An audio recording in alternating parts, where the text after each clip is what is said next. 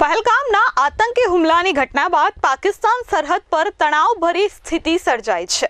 પાકિસ્તાન તરફથી સતત સીઝ ફાયરનું ઉલ્લંઘન કરાઈ રહ્યું છે, ત્યારે દેશના સિવિલ ડિફેન્સ ડિસ્ટ્રિક્ટમાં આજે 7 મેએ મોકડ્રીલનું આયોજન કરાયું છે, જેના ભાગરૂપે ગુજરાતના 18 જિલ્લાઓમાં પણ સાંજે 4 વાગ્યે સાયરન વગાડી મોકડ્રીલનો પ્રારંભ કરવામાં આવ્યો છે।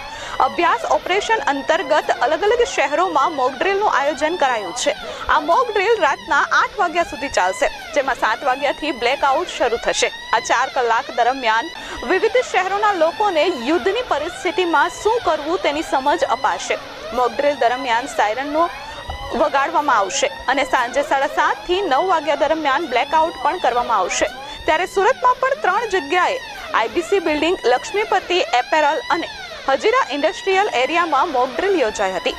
સુરત પોલીસ કમિશનર અનુપમસિંહ ગહેલોત હજીરાના કવાસ ખાતે આવેલા એનટીપીસી પાવર પ્લાન્ટ ખાતે પહોંચ્યા હતા। એનટીપીસી પાવર પ્લાન્ટ ખાતે મોકડ્રીલમાં બોમ્બ સ્ક્વોડ પણ પહોંચ્યું હતું। સાયરન વાગવાનો અર્થ એ છે કે લોકોને તાત્કાલિક સલામત સ્થળોએ ખસી જવું જોઈએ, પરંતુ મોકડ્રીલ દરમિયાન ગભરાશો નહીં। ખુલ્લા વિસ્તારોથી દૂર રહો, ઘર અથવા તો સુરક્ષિત ઇમારતોની અંદર જાઓ, ટીવી, રેડિયો અને સરકારી ચેતવણીઓ પર ધ્યાન આપો, અફવાઓથી દૂર રહો અને વહીવટીતંત્રની સૂચનાઓનું પાલન કરો। વાસ્તવિક યુદ્ધ જેવી પરિસ્થિતિમાં પહેલા સાયરન વાગ્યા પછી 5 થી 10 મિનિટની અંદર સલામત સ્થળે પહોંચવાનું હોય છે।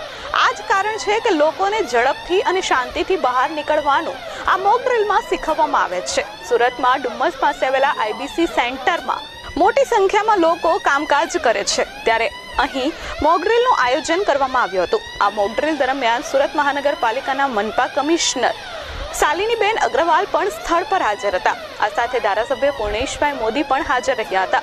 લોકોને સાયરન વગાડી ધીમે ધીમે કઈ રીતે ઝડપથી બહાર નીકળી શકાય તે અંગે સમજ આપવામાં આવી હતી। આ સાથે આકસ્મિક સંજોગોમાં જો કોઈ પણ વ્યક્તિ જીવિત હોય તો તેને કઈ રીતે મદદ કરી શકાય અને કઈ રીતે પોલીસ પ્રશાસન, ફાયર પ્રશાસન અને તંત્રનો સાથ લઈ શકાય અને લોકોનો જીવ બચાવી શકાય અને કઈ રીતે સલામત સ્થળે ખસી શકાય તે અંગે સમજ આપવામાં આવી હતી। આ મોકડ્રીલ દરમિયાન મોટી સંખ્યામાં લોકોને સમજણ આપવામાં આવી હતી। આ મોકડ્રીલમાં શાળાના વિદ્યાર્થીઓને પણ બોલાવવામાં આવ્યા હતા, જેથી કરી જો શાળામાં અથવા તો કોઈ પણ જગ્યાએ આકસ્મિક ઘટનાઓ બને તો કઈ રીતે ત્યાંથી નીકળી શકાય અને કોઈ વ્યક્તિનો જીવ કેવી રીતે બચાવી શકાય તે અંગે માહિતી આપવામાં આવી હતી।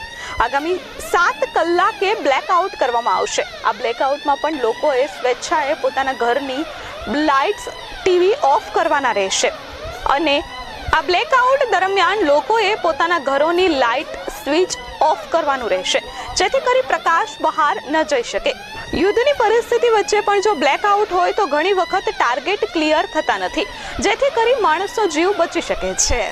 ભારત સરકારશ્રી તરફથી ઓપરેશન અભ્યાસ અંતર્ગત મોકડ્રીલ કરવા માટેની સૂચના આપવામાં આવેલ છે।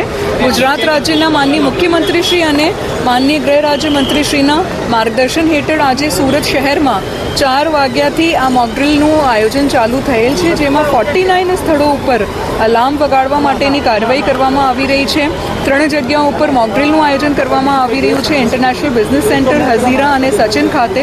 અને આ મોકડ્રીલમાં પોલીસનું વિભાગ, ફાયર વિભાગ, ambulance, hospitals, safe house, industries, corporation, police અને કલેક્ટર બધા વિભાગો મળીને મોકડ્રીલનું આયોજન કરી રહ્યા છે। લોકોનું ખૂબ સારું પ્રતિસાદ આ મોકડ્રીલમાં મળી રહ્યું છે અને સાથે સાથે પદાધિકારીશ્રીઓ, એમપીશ્રી, એમએલએશ્રી, મેયરશ્રી અને અન્ય લોકો પણ આ મોકડ્રીલમાં જોડાયા છે। સાંજે 7:30 વાગ્યાથી સમગ્ર સુરત શહેરમાં અડધા કલાક માટે 8 વાગ્યા સુધી બ્લેકઆઉટનું પણ આયોજન કરવામાં આવ્યું છે। બહુ અગત્યનું છે। સાંપ્રત પરિસ્થિતિથી આખા દેશવાસીઓને ખબર છે ક્યારે કોઈ ઘટના બને તો આપણા લોકોનું જીવન સલામત સ્થળે ખસેડવું, નાગરિકોએ કેવી રીતે વર્તવું, તંત્ર કેવી રીતે એલર્ટ રહેવું અને આખરે તો 140 કરોડ દેશવાસીઓનું જીવન કિંમતી હોય એ નરેન્દ્રભાઈ મોદી સાહેબના હૃદયમાં 140 કરોડ દેશવાસીનું સ્થાન છે।